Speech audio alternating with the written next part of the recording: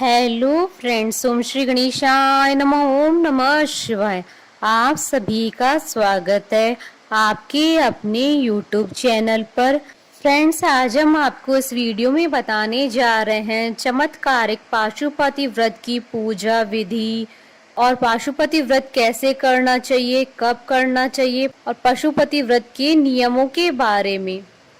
Friends, video शुरू करने से पहले आपसे रिक्वेस्ट है, अगर आप हमारे चैनल पर नए हैं और आपने अभी तक चैनल को सब्सक्राइब नहीं किया है तो प्लीज सब्सक्राइब कीजिएगा चैनल को, साथ ही प्रेस कीजिएगा बेल आइकन को, जिससे नए वीडियो से रिलेटेड नोटिफिकेशन आपको तुरंत प्राप्त हो सके।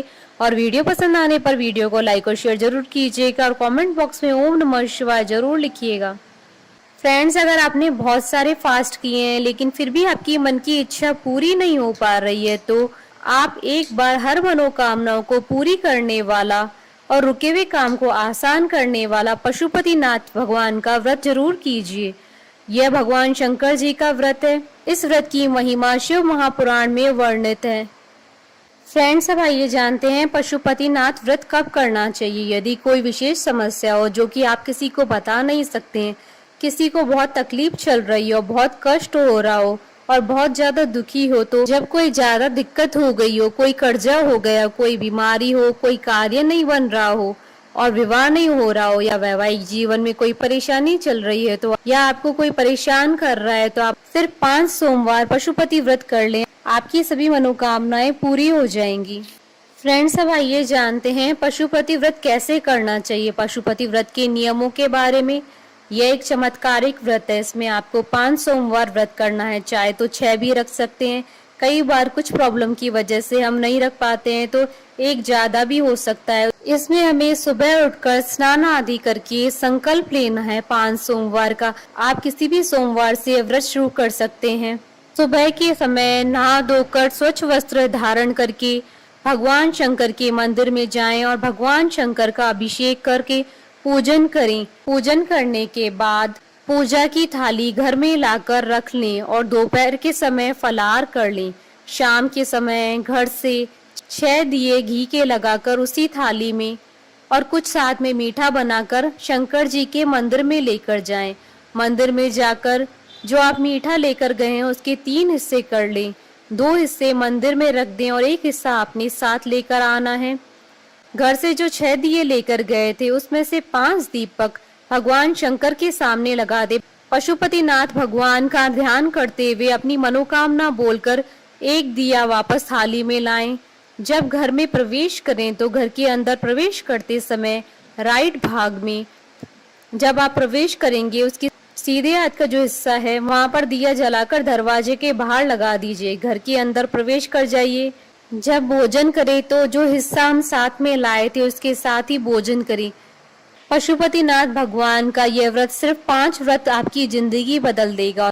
जिस दिन आप व्रत करें उस दिन चंदन से आप दोनों चरणामृत भगवान शंकर को लगाएं और बीच में लाल चंदन से लाइन जो अशोक सुंदरी की होती है उस लाइन पर लाल चंदन चढ़ाए और भगवान शिव को प्रणाम कर उसी चंदन को अपनी मनोकामना कहकर अपने मस्तक पर लगाएं।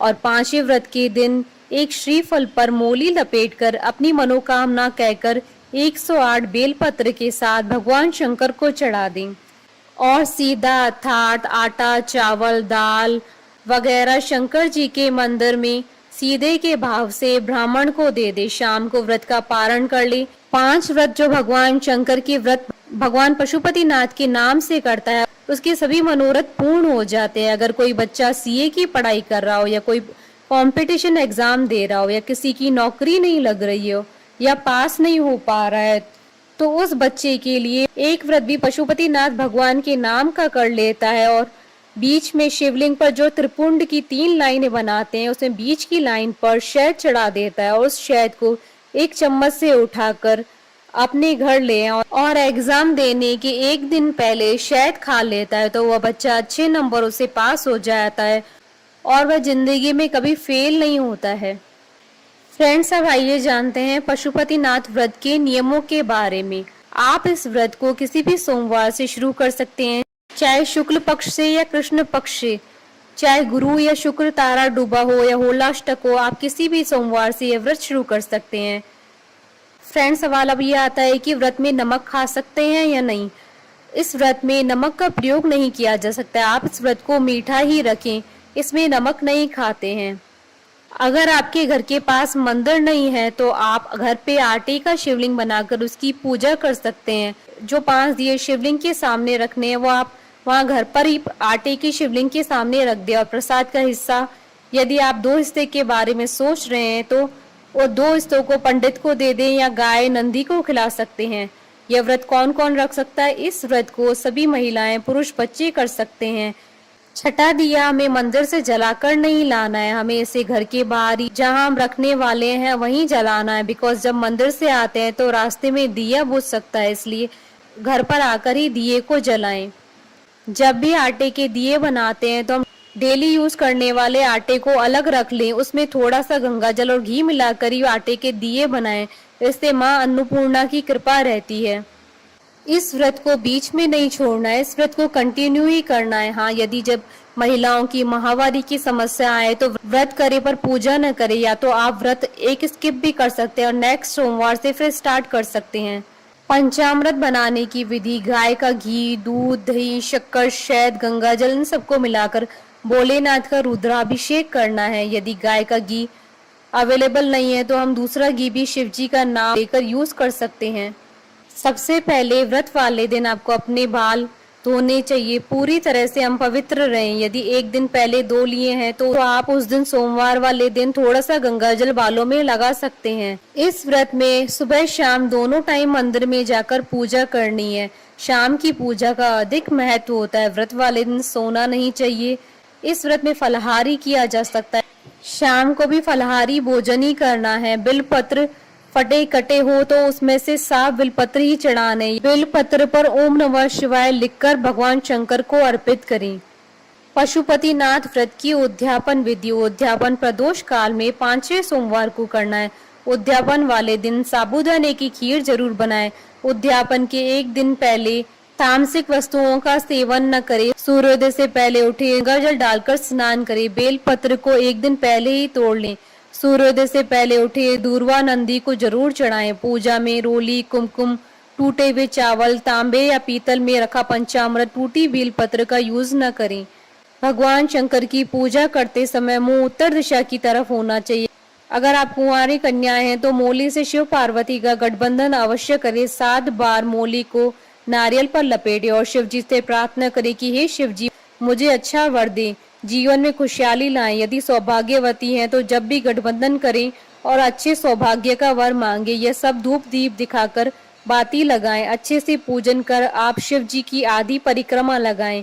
सीधे में खाने पीने का कच्चा सामान जैसे आटा, दाल, चावल, हल्दी, फल, मीठा कुछ देना चाहिए। शिव जी से प्रार्थना करें कि हे भोलेनाथ, हमने पूरे मन से यह पूजा की है।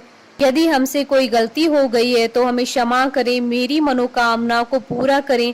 छठा जो दीपक है वह घर के राइट तरफ लगा दें। बेलपत्र तोड़ने से पहले वृक्ष को अच्छे से नमन करें। पत्ते तोड़ते समय बेलपत्र के वृक्ष को नुकसान न पहुंचाएं। 3 पत्ती से कम बेलपत्र अर्पित न करें। बेलपत्र पर चक्र वज्र का निशान न हो।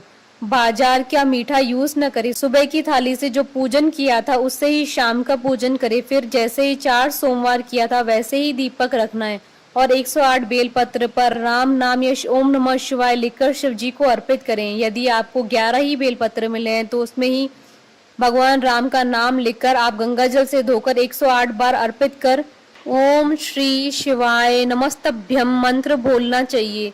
घर के बड़ों का आशीर्वाद लें, किसी की निंदा न करें। प्रदोष काल में ही पूजन करें। फ्रेंड्स, इस विधि से पशुपतिनाथ भगवान का व्रत करने से आपकी सभी मनोकामनाएं अवश्य पूर्ण होती हैं।